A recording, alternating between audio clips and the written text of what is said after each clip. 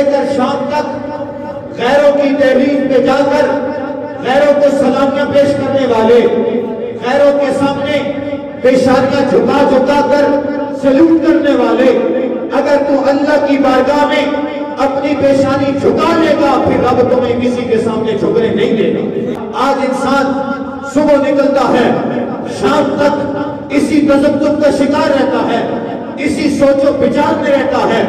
فلاں سے بھی رابطہ ہونا چاہیے، فلاں سے بھی تعلق ہونا چاہیے۔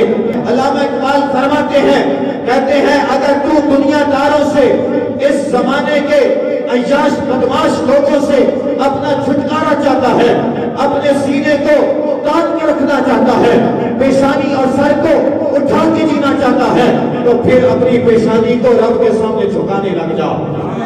دوستو کیوں لوگوں کو جھک جھک کے سلامیاں پیش کرتے ہو؟ کون سی چیز ہے جو تمہیں دربار خدا اور دربار مصطفیٰ سے نہیں ملتی؟